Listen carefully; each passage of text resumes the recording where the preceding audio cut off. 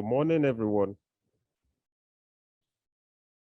Once again, I want to apologize for joining a few minutes behind schedule. Today, it's a great day as I take this presentation this morning. I have before me the topic COVID-19 response, preparing for the near future. My name is Larry Lewis, and I'm based in Dundee, and currently I'm speaking from Glasgow. When we talk about COVID-19 response and preparing for the future, it has different dimensions to it.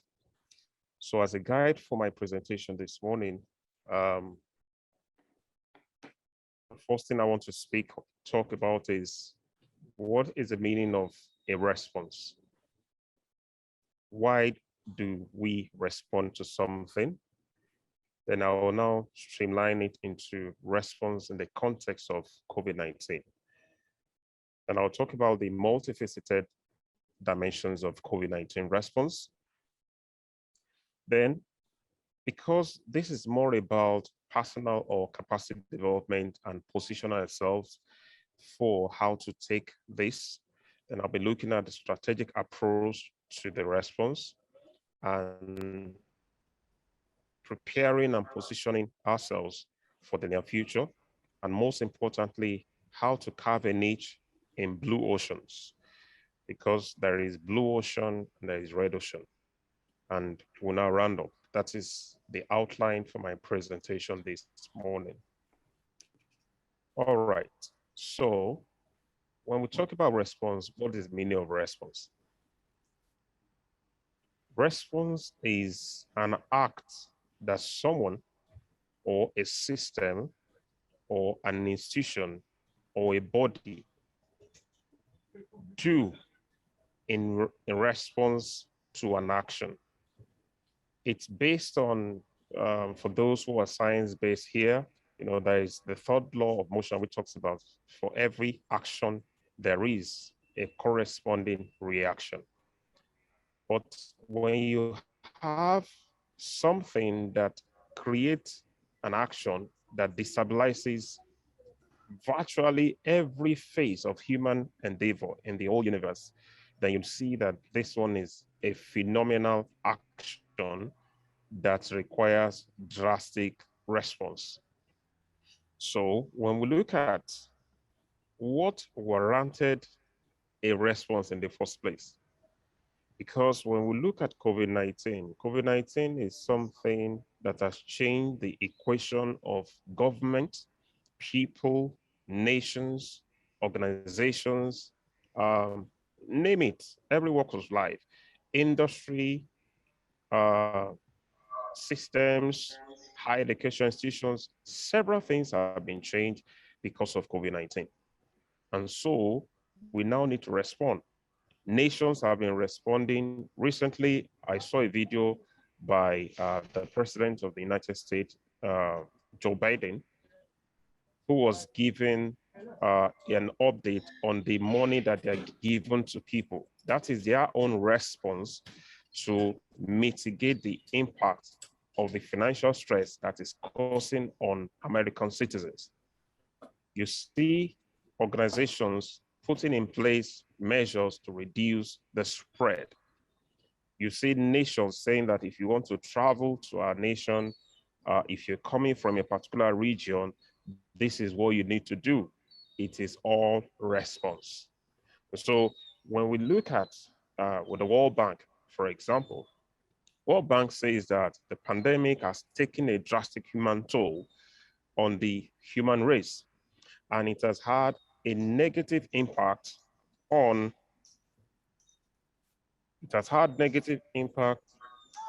the social and economic fabric of our world. The impact is so great that it has... How did they do this? Are we with me? Right. It has impacted the whole human race, such that there is a need to now look at how to save people, save the less privileged, save those who have been badly hit, provide relief, and support those who have been affected in our society. This impact is necessitating a need to restructure the way we do things.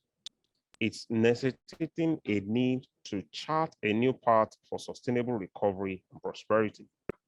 And so there is also the need to mitigate against a repeat, because history shows us that there has been a kind of pandemic like this before. And people say it's like it happens every century or something like that. So how do we as a people or as a world mitigate against a repeat of this magnitude of negative impact on society, on lives? This is a dimension that is warranting a response. So when we talk about this topic, preparing for the future, these are the things that we need to look at. Considering all these variables, how do we respond? Now, I put up this diagram here to show us that there is a need to save, right, and provide relief and support. There is a need to protect and restructure. For example, when you enter public places now, when you enter maybe a public transport, or you move into a library, there is this government regulation that's protecting ourselves from spreading it until the thing goes down, and restructure the way things are done. For example, if you go to some offices today, normally maybe you go through a particular wing before, you will not go out through that wing anymore because you're trying to reduce the spread or create some social distance. So you come in through one way and you exit through another way. That is all about the restructuring. There is a new way to chart things. Organizations are having to change the way they do things. And so that is why you need to chart new paths for sustainable recovery, because several nations have been hit anyway, right? And we need to mitigate against a repeat. And this last one, which is where I want to zoom into, this last one here, transitioning into new career or new jobs, because that is what really matters, what affects the individuals, right? Government can do so many things, set up policies, set up rules and stuff like that. But when we talk about individuals, when you talk about families, right, that have been hit, it's either someone has lost their job, or they have been furloughed, or they have been made redundant. And so life must make someone whose career was flourishing before, but COVID has taken it away, or whose profession is now endangered. How do this person now prepare and position for the future? This is where I want to zoom my presentation this morning. Now, because of the magnitude of impact that this has had on virtually every sphere of human existence, there is need to do a phased-wise response even to the impact. And so this is why we have the short-term response, we have the mid-term, and we have the long-term. All these three has to be factored into the response in order to prepare for the future, right? So let's take the first one. When we talk about short-term strategies in order to prepare for the future with respect to responding to COVID-19, we need to first of all accept. Now, there's something we call economic snapshot or financial snapshot. Let me give an example of what I'm trying to explain. Now, if somebody has a debt of about £2,000, is owing £2,000, there is no need babbling about it or thinking that I have money.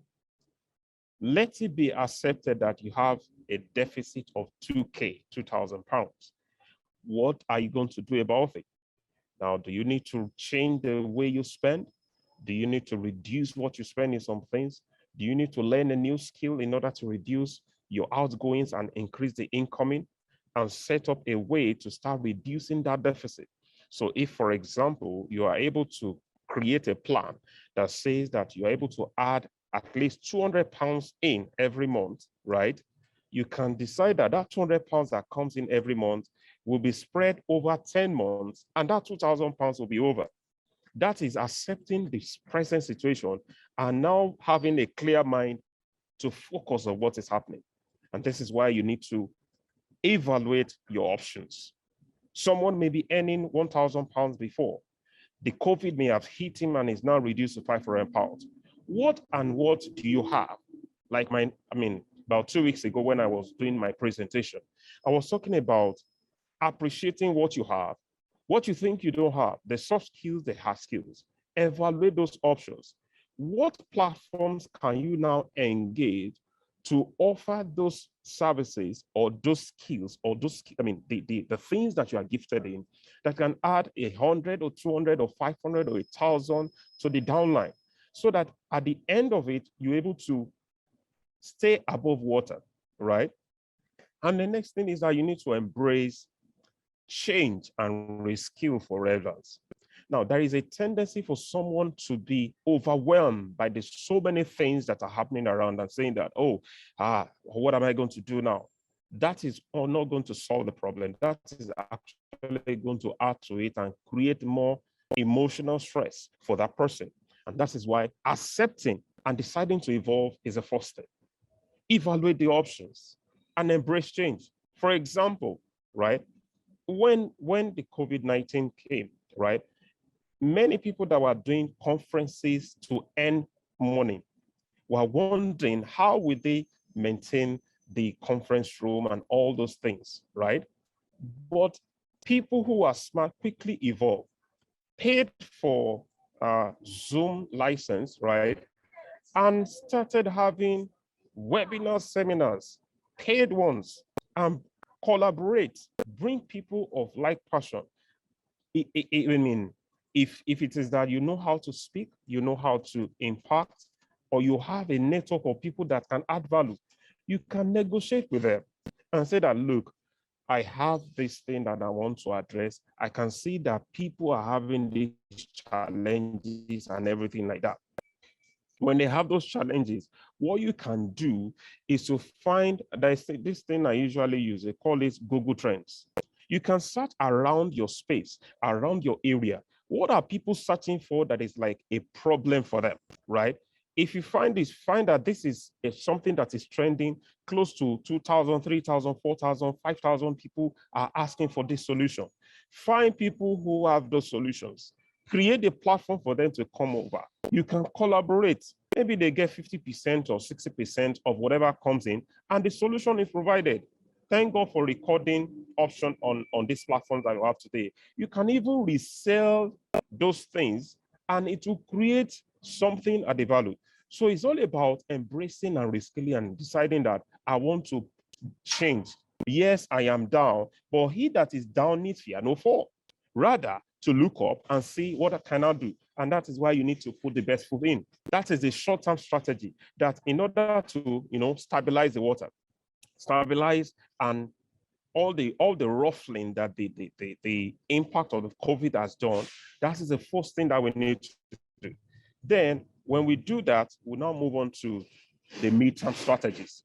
Now, after being able to stabilize a bit that, okay, some things are coming in, you are shocking what those deficits and clearing all those debts and now seeing the future, the next thing is to invest in developing and gaining new skills. Because, when human, like whether we are a man or woman, when we are destabilized, we cannot think straight. So those short-term strategies will help us to stabilize and have a clear head and have a clear mind to be able to know that, okay, based on what is happening now, what do I need to do to position myself? That's why we now need to invest in developing and gaining new skills. And how do you do this? You need to find out. For example, these are things I tell people nowadays. I tell them that go to Google.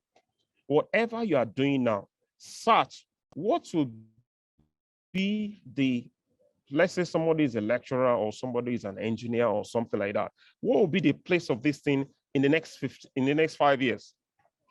What is the future of this my profession or this my skill set in the next 5 years? What are the options? You will see it will give you some things. Those variables that it gives you is what you should now think of investing or having something like a career detour, right, into developing and gaining new skills in those areas. Because in the next 5 years or thereabout, those skills will be high paying. And so once you have stabilized, there is nothing bad in now going ahead and investing in it. Right. Then the next thing is to embrace online education, because definitely COVID-19 has forced technology to take over everything. Rarely will people be going to class now, right? They will do Zoom meetings, they will do Microsoft Teams, they will do Google Meet and several other platforms, right? So we now need to embrace education, both online training and offline, but more online, because for example, about a month ago, I subscribed to a certified training in life coaching and NLP certification, neuro-linguistic programming, because I saw that I have this gifting in coaching, and coaching is needed in the world today, right? So I subscribed. The provider is in Australia, right? I finished the program and I'm now a certified coach. The certificate was posted to me just, I saw it in the post just yesterday. And that is additional to what I have now. So you can imagine me now going through the process of testing the structure that makes me a certified coach. A normal coaching session costs about £500, £400, £600, thereabout, and everything is online. And I just need to just register my Zoom, have a paid account, have some slots that are open in the evening, right? Because if you lecture from morning till evening, right, you can do your stuff between 5 to evening. So you set up that opening time. And if you have 4 or 5 clients paying you 500 or 600 in a month, that is over 2,000. That is an additional. And that is what about embracing online education about. Then the next thing is to reach out more and be visible on professional network like LinkedIn. Why do you need to do this? As you are now stabilizing and you are gaining strength, you're gaining capacity, what you need to now do is to now amplify who you are. And the only place to do that is a professional site like LinkedIn. Facebook may not cut it. Facebook may be for your clients, but to show who you are, your capacity to organizations, to the things that you do, you now need to be more visible in LinkedIn, right? Your LinkedIn profile must be up to date and all the stuff must be there. If you have a company, you register maybe a site also there, create a corporate LinkedIn profile for that, right? If you go to LinkedIn today, I have my LinkedIn profile. I also have the Mentors Lounge profile there, and that is an organizational profile. These are things that we need to embrace and start doing. Whatever you are doing, put it out there. Start from somewhere. That is midterm, right? And network. We cannot overflog this fact that says that your network is your net worth, right? The people that you have within your network determine how far you'll be recommended. You know, they say this thing that what happens in the boardroom is usually determined by the person in that boardroom. So if, for example, if they mention your name, what comes to their mind? The thing that will come to their mind is what they have been saying about you. And so what are you doing online? What are you posting on social media? What are you posting on Facebook? What are you posting on Instagram? What are you posting on LinkedIn? Those are the things that people will be seeing, and they will say that when it comes to this, I think I know someone. He has done this, and done this. That's how you have those big breaks. And those are the midterm strategies. And so that's why networking is key. Network by attending capacity building events through Eventbrite. Now, there's something very interesting about Eventbrite. If you go to Eventbrite, wherever you are, right, you can search for online events. You can search for free events. Now, if you have events that are coming maybe a month, 2 months ahead, right, that have been penciled down, Try and see whether those events are organized by individuals or organizations or bodies, especially those ones that require people in the new skills that you have just gained. You can reach out to them and say that I have this capacity here. And that is why one of the things I would recommend here is having a one-page profile that is like I'll call it a sales pitch for yourself. One page that if somebody were to say that, can I have your profile? Have that one page ready. Send it. I have done this, I've done this, I can do this, I can do this, right? And it's a free something. Go there. If you show your profile to 50 or 20 people, 10% of them will remember that impact. And that is how they will now recommend you for a bigger something. That's why this one is midterm. Because by the time you are noted that the delivery of that person was really impactful, I think this person can deliver here. Somewhere, somebody will say that, do you have somebody who can handle this particular skill, this particular capacity? And that is how you'll be recommended. That's why networking and reaching out, pitch your new skills for free, right? See, you may think you're pitching it for free, but the truth of the matter is this: in this world that we are in, right, everything is about law of seed and harvest. Whether you are providing it free, you have invested something. The universe is going to bring it back to you, right? You have invested in packaging, in impacting knowledge. Someone somewhere will recommend you for the paid one. So that is why in the midterm, you can start by pitching your skill free for them. And that is how things are done, right?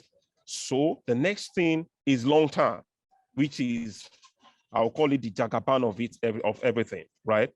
Consider, hold on a minute. Consider and plan towards growing capacity in either more paid occupations or enterprise in hungry market segments. Now, how do you determine hungry market segments? Be friendly with Google Trends. Wherever you are, for example, if you are still very much connected to Nigeria, you can go to Google Trends, go to region Nigeria, go to something and type something that you want to do. Type it. What is the heat for that? Right? You will see a trend. It will come out. It will also show you the percentage of people searching for this thing. It will show you where they are searching it from. Now, what that does for you is that you know where to target your force, as in, you know, this dart. If you want to throw your dart, you know that you are hitting it on the head, right? So that is where you will direct your effort. If you want to offer a solution to the UK or to the Europe or to the US, first of all, type that solution in Google Trend, specify that region, and find out what are they asking around this thing. That will inform how you will now package and develop something for it. If it is occupation, if it is enterprise, whatever it is, that is how you master how to actually tailor your value to the market. So, for example, when I was doing this presentation, I stumbled on this McKinsey research that said that a possible pathway for a cashier, someone who has been doing till job. Now, this is very, very interesting. I will show you something here now. Very, very interesting. Someone who is a cashier, they have now made the person redundant. And the person is wondering, what are you going to do? Preparing for the future for an ordinary cashier.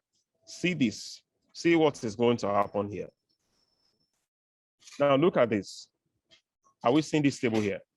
An average cashier, right, can transition to become a wealth worker or e-commerce role.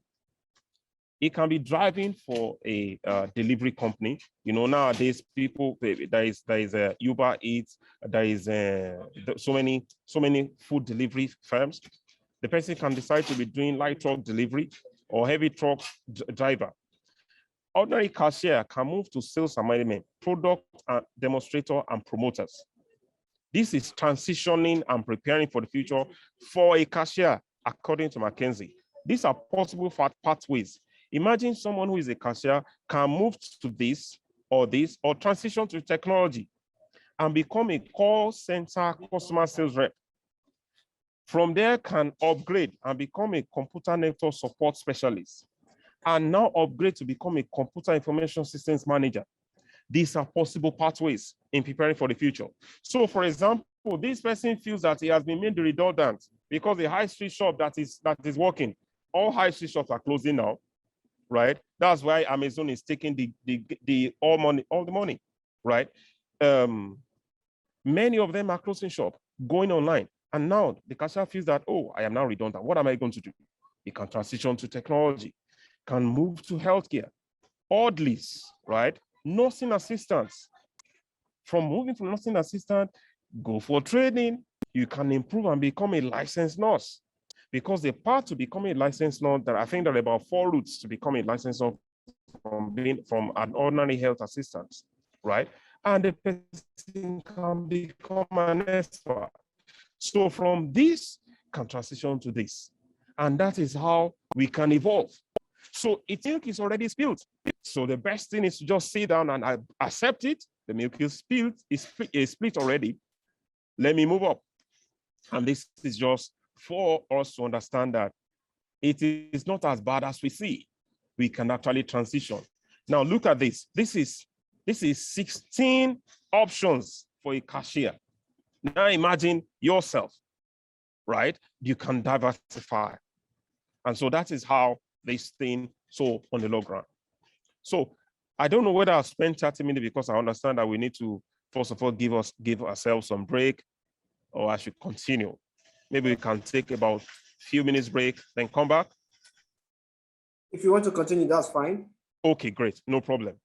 So the last thing I want to now move, I haven't talked about the short-term, the mid-term strategies, and the long-term strategies in order to prepare for the future in response to COVID-19. How do we do this? Preparing and positioning. How do you do it?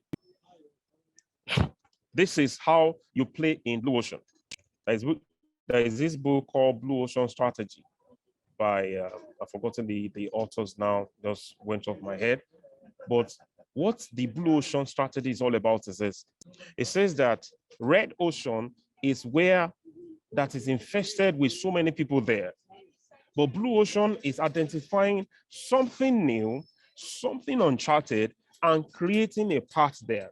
And so that is what I'm trying to talk about preparing and positioning yourself for the future in response to COVID-19. Having embraced the situation, having decided to be upskilling yourself gradually, the next thing is to carve a niche, carve a path in Blue Ocean, something that is uncharted before, right? Be creative.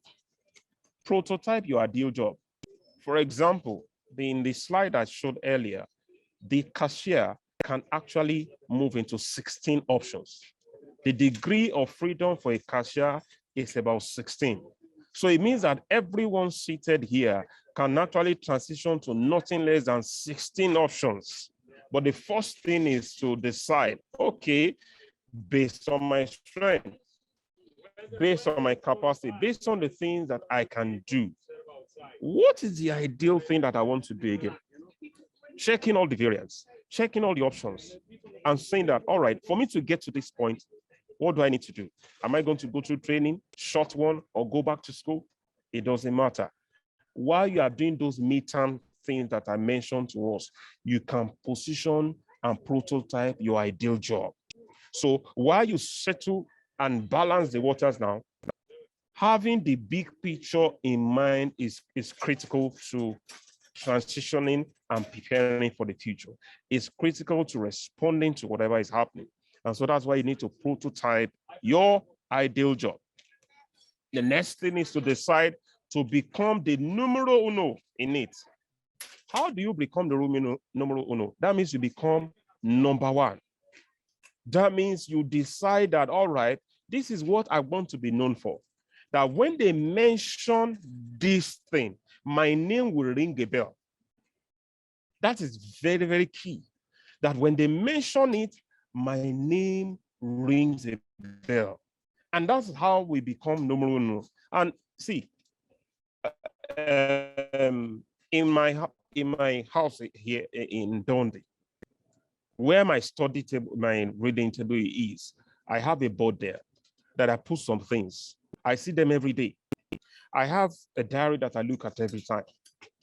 That means I have it clearly spelled out, no mincing words on what I want to do or what I want to become. And so before I sit down, I'm saying it. When I have my phone, I'm looking at my diary, I'm saying it. That is the prototyping and deciding this is what I want to do. How do you become neurominal? Go and check who are the forerunners in this area. What are the things that they need to do that they are not doing yet?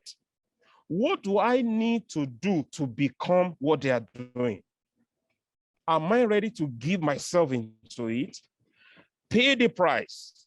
Because see, whatever price you pay, you reap the reward.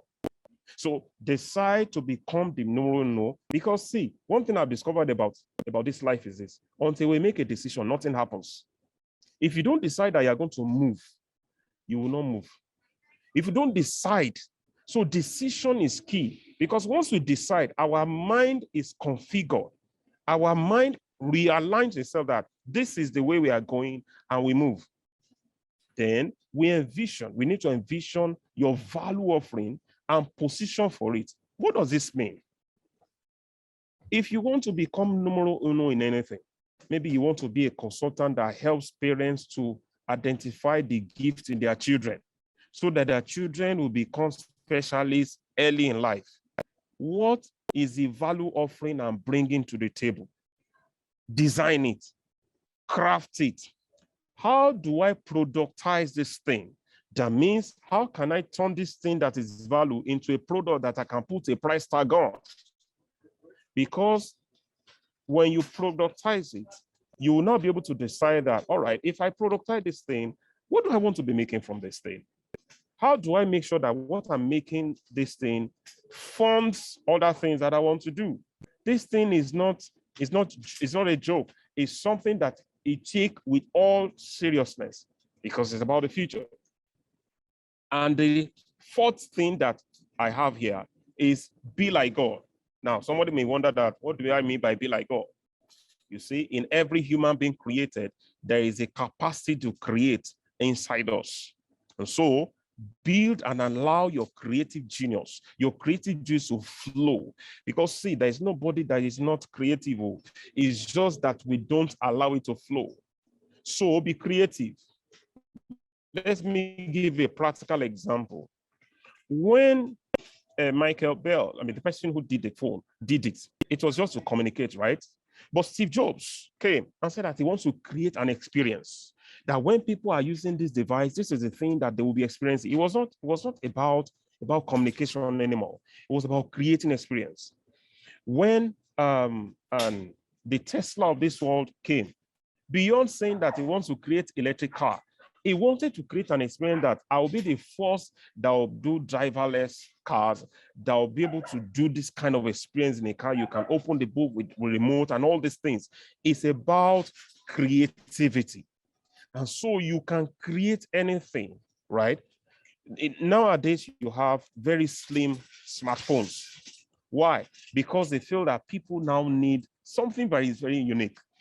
And so that is why whatever we are bringing to the table, we must be creative about it, because people like new things. And so when it is well created, well crafted, right, they will place their money on it. They will go to any length to do it, right? And the last thing is be open to opportunities, because opportunities are not always open anyway, but they are always shielded as challenges. They are shielded like roadblocks. I'll give you an example of a personal life experience. When I was in Nigeria, right, I was so much interested in solving the problem with cooperative societies. And so there was a particular day, a training came that how to use technology to solve the problems with cooperative societies. And so when I saw the link to the training, I went there clicked on the link and it says it's closed. It's no longer open. I said I have to be in this thing. Normally, if you go to any link for you to register for a website for an event and they say it's closed, you just leave. I didn't stop there. I went to the website of the company. I sent an email to them that, please, I need to be at this training. I need to be here. Do you know that they sent a direct email to me, invitation by email to me? And that is how I made that training that day. The knowledge I got from that training, I went and ran with that, came back to my state and went to register a cooperative together with a friend. Today, the cooperative is over a year old and they are running. Now imagine the whole process I've gone through. What I'm trying to tell you here is that the opportunity for you to make impact will not fall on your lap easily, but it usually be clouded in serious challenge. And why does it come like that? Is to know whether you truly want to make impact. And so you are able to think and say that, what can I do to solve this thing? So be open to opportunities which usually appear as a closed door or challenges. And that is how we'll be able to evolve, position ourselves, and prepare for the future. So as I round up this morning, I want to challenge us that let's just go like the Nike. Just do it. Do it. Everything that I've brought to our table this morning is doable. Take it like this. Whatever age we are, whether we are in our early 40s or mid 40s or late 40s or 50s, whatever the age is, there is no end to learning. Let's just go ahead and do it. And we'll be happy because we have been able to change the narrative and position ourselves for the future. I want to thank everyone for coming. Thank you very much. I'm open to questions now as we round up. Thank you very much, Doctor. Please, if you have any question, kindly ask the doctor now, please.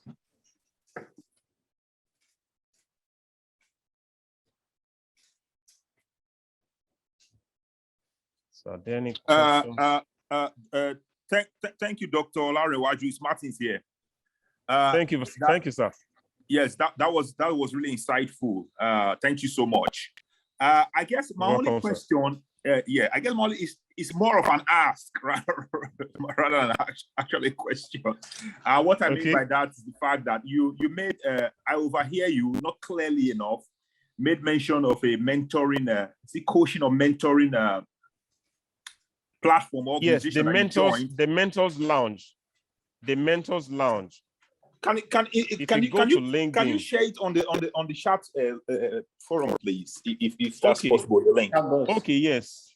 Let me just do that. I'm coming. Thank you so much. Thank you. You're welcome, sir. Okay, Doc. Can you hear me? Yes, I can hear you, sir. Okay, sir. I would like to say a very big thank you because I'm more of a tech person. Yeah, I'm also a tech person. Yes, having listened to you, I found out that I probably need to expand my skills as well, like go into business, know more about business, customer, absolutely, all of that, So it, like you rightly said, it brings to mind why you were saying that I have to jot them down. That listen, you have to do this, you have to do this, So thank you very much. I've grabbed some. You're welcome, sir. For your teaching, sir. Thank you. You're welcome. Yes, sir. You're welcome. So yes, please. Any more questions? Any more questions? Then you can also go to LinkedIn. Let me see. If you go to LinkedIn, let me see whether I can just bring that up.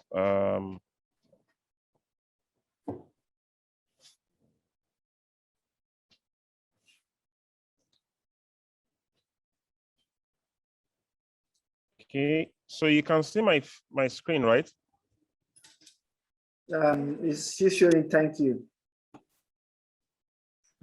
Oh, okay. It's okay. There's a way it does it. I'll first of all stop, then share again. Okay.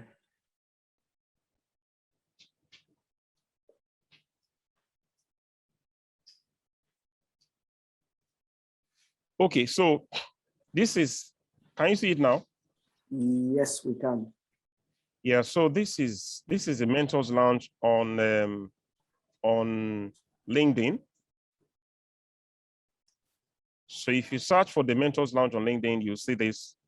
It's a platform that I created to bring people within my network who has been able to create impact to come and share their backstories, so that people who are going through whatever threshold that they have been able to overcome, right, might learn something. So we're on LinkedIn, we're on YouTube. All the interviews are on YouTube. So the link I shared is to the YouTube page. You'll see there. And of course, we are also on podcasts. So these are things, right? Now, if you ask me, I'm a lecturer, right? But I've seen that I am a multi-potentialite, someone who can have expressions in different places. And so I decided that let me just maximize it and make positive impact. And like I told you, I just qualified as a certified coach and NLP practitioner. So those are things, there is no end to learning, right? And it's about making impact and also increasing the bottom line for yourself, right? So do we have any other question? Let me see. Yes, please. Martis is asking, he says, sorry, Doc, I'm referring to the site you joined in Australia. Where you okay, the site I joined is Wild Success, right? Wild Success. Okay, let me show you. I'm coming. They sent me something that I need to, I'm coming. Wild Success. Because they told me, they sent the link to me to share with the audience who wants to join. Wild Success.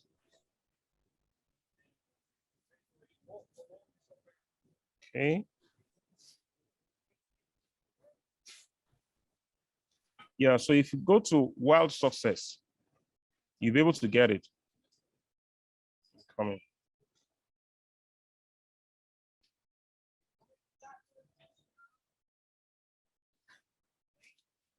Let me drop the link on the website. wildsuccess.global. Wildsuccess.global. This is the website. Can you see it? Yes, we can. Yes, that's the website. So it's a phenomenal opportunity. Wow. Yes, Mr. Martins. Okay. Oh yeah. Okay. Wild Success Global. Wildsuccess.global. Yes, I've dropped it on the chat menu. Thank you very much, sir. Okay, where do we start from if we need to go into business? All right, great. Now, Anna is asking for where do we need to start from if we need to go to business? The first thing we need to do, right, is to ask ourselves, what do I have? What can I do? What do I have knowledge in? As in, what do I have? What do I do easily that people think it is beyond something? I'll give you a practical example. By virtue of me being a lecturer, I've done PhD. I did PhD in information systems, right? And that made me to be a researcher. I know how to do research. I can get information that I need from anywhere. So in doing that, for example, this research skill can be turned to creating solutions. Like, for example, you can write a book. You can position yourself to be able to do proposal. You can do consulting. That's for business, though. That's for business. Most of us are in the UK now, right? There is the UK government. The UK government currently has this policy that they want to bring in about 600,000 students into the UK in the next 10 years. I don't know whether you've heard that. There is this policy that says that they're going to bring in about 600,000 students in the next 10 years. Now, if you check that information, I want to break it down in the value chain for you. if the government is opening the door for 600,000 people to come in to study in the next 10 years, that means between now and 2030, they are going to be allowing people to come in. There is a policy that says that post-study is 2 years, PhD is 3 years. When somebody comes in, they will need accommodation. When somebody comes in, they need to know how to navigate the system and understand the things that you don't do, the things you don't do, right? When somebody comes in, they need to know, okay, where is the best place to feed? How do you feed? How do you network? If you position yourself to any of this value chain within that whole process, for example, accommodation, you can position yourself into the space of helping foreigners who come in as students to quickly have access to housing. You can put up a site that says that for all people that are coming in, this is what I'll do.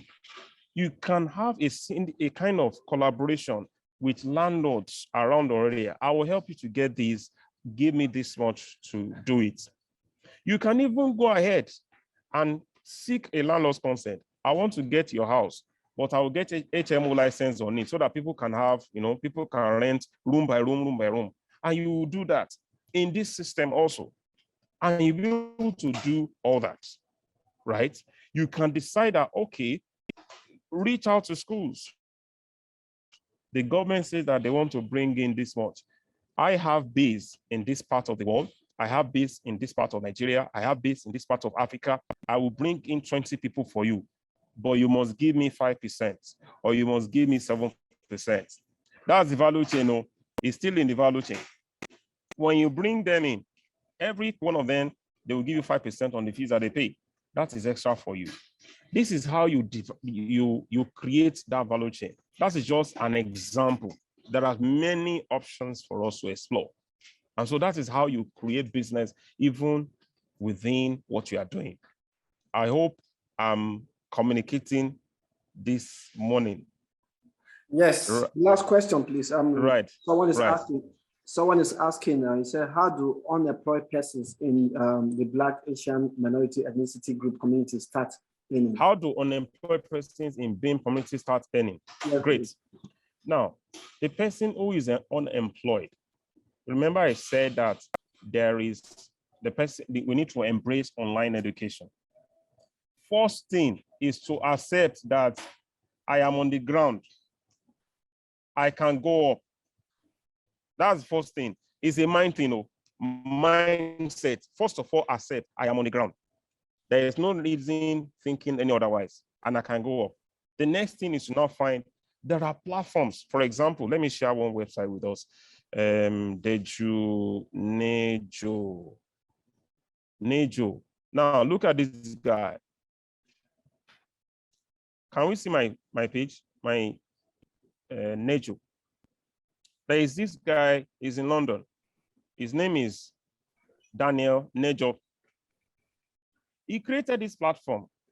Let me just type it here. Nejo University.com.